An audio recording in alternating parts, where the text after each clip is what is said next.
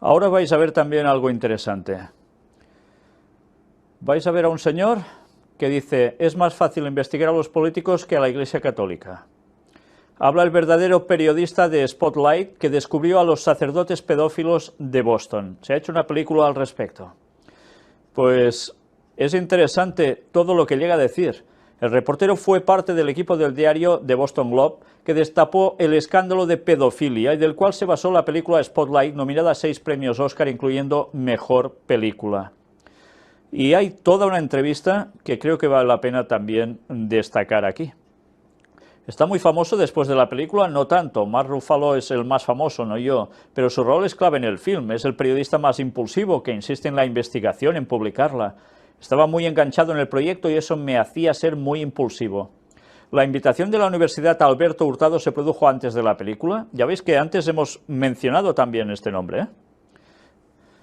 No, me contactaron hace 3 semanas. ¿Debe tener muchas invitaciones internacionales? No, he ido a varias universidades estadounidenses, pero no al extranjero. Mi visita al Alberto Hurtado es la primera fuera de los Estados Unidos. También tengo una invitación para más adelante a Sudáfrica. ¿Usted sigue siendo parte del equipo de Spotlight? Sí, lo encuentro un trabajo fascinante, lleno de incentivos y recompensas. ¿Qué investiga en este momento? Estamos trabajando en un proyecto sobre el sistema público de salud mental. ¿Cuánto tiempo trabajaron en la historia de la película sobre abusos de menores en la Iglesia?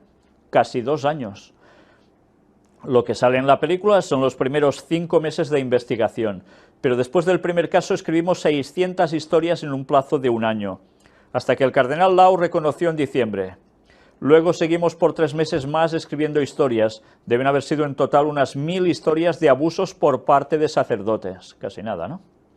¿Cómo se sintió como católico al hacer esta investigación?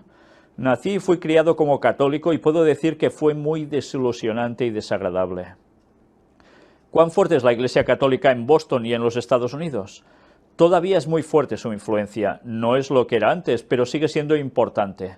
Cuando nosotros empezamos nuestra investigación era sin dudarlo la institución más poderosa de Massachusetts, pero dejó de serlo.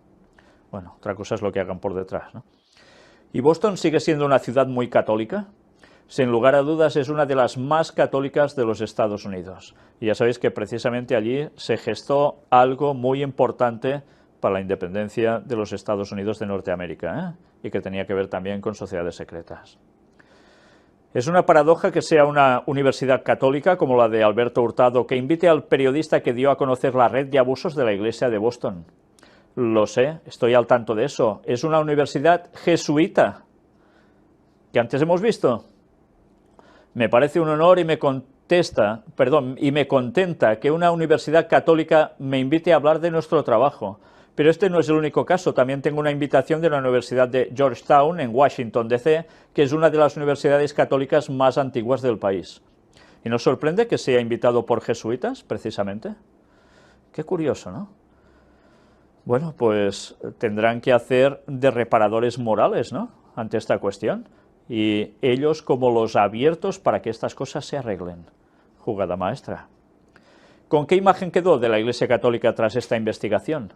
Debo reconocer que hay un montón de cosas valiosas que hace la Iglesia Católica a lo largo del mundo. Aquí en Boston hace cosas muy importantes con sectores marginados de la sociedad. Tengo mucho respeto por todo este trabajo y tengo una buena impresión de lo que ha dicho el Papa Francisco cuando estuvo acá en los Estados Unidos y en estos días que ha visitado México. Pero, bueno, quizás es que no ha visto lo que estamos presentando el Papa en México. Para mí fue difícil ver cómo la Iglesia manejó tan mal la situación de los abusos a menores. Tengo muchos familiares y amigos católicos y yo no estoy en contra de la Iglesia Católica. ¿Critica puntualmente el manejo del caso de los abusos, la impunidad y protección a los sacerdotes involucrados? Exacto. Una de las conclusiones que arroja la película es que el problema del abuso está relacionado con el celibato. ¿Usted comparte esta apreciación? Sí, creo que es parte del problema. Es evidente que la Iglesia tiene que discutir este punto. El problema es que no le gusta discutir este tipo de cosas, pero va a tener que enfrentarlo de alguna manera.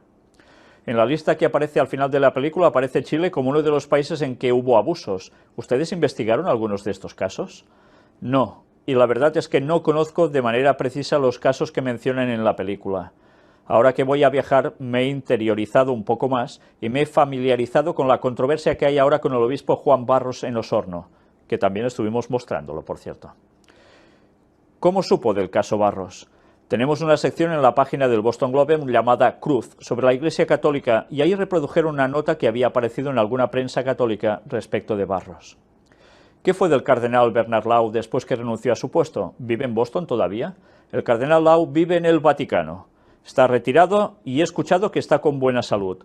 Nunca más lo vimos luego de iniciada nuestra investigación. Nunca quiso darnos una entrevista y cuando se retiró no lo vimos nunca más. ¿No habló ni siquiera con el director del diario? Cuando empezamos la investigación, las relaciones con el diario no fueron buenas. El cardenal Law siempre se negó a responder nuestras preguntas y solicitudes. Luego que nosotros empezamos a publicar las historias, el cardenal Law pidió perdón varias veces, pero nunca nos dio una entrevista. Si pidió perdón tantas veces, ¿por qué tuvo que dejar su cargo? Porque su liderazgo dejó de ser creíble. Él perdió la confianza no solo de los católicos normales y corrientes, sino que también de los principales benefactores de la Iglesia Católica, los que donaban grandes cantidades de dinero. Hubo un momento en que estos influyentes católicos empezaron a querer que Law se fuera. O sea, al final, por dinero, entonces sí, se saca fuera, si no, no. Y además lo llevan al Vaticano, ¿eh? Buen refugio. El caso de Boston es emblemático por las indemnizaciones a las víctimas. ¿Cuál es la actual situación financiera de la arquidiócesis de Boston? La arquidiócesis está casi quebrada luego de los acuerdos indemnizatorios con las víctimas que determinó la justicia y han tenido que cerrar varias parroquias. O sea que se han gastado un dineral en intentar indemnizar víctimas. Política y dinero. Otra de las cosas que han investigado ustedes es la relación del dinero y la política. ¿Qué es más fácil indagar, a los políticos o a los curas? Es mucho más difícil investigar a la Iglesia Católica que a los políticos, porque la Iglesia es esencialmente una institución secreta. ¿Qué os ha parecido la frase de este señor?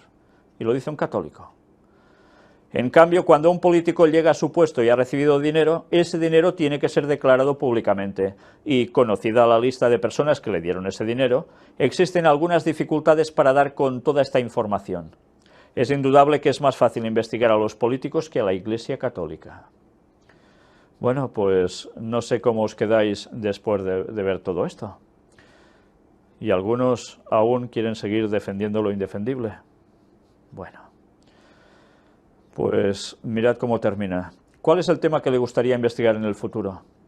Somos un equipo y tenemos una larga lista de proyectos para cuando terminemos lo que estemos haciendo en salud mental en el servicio de salud.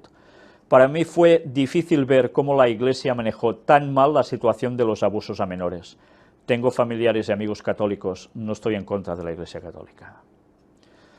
Bien, pues esta es una entrevista de las que no tiene desperdicio, ya lo veis.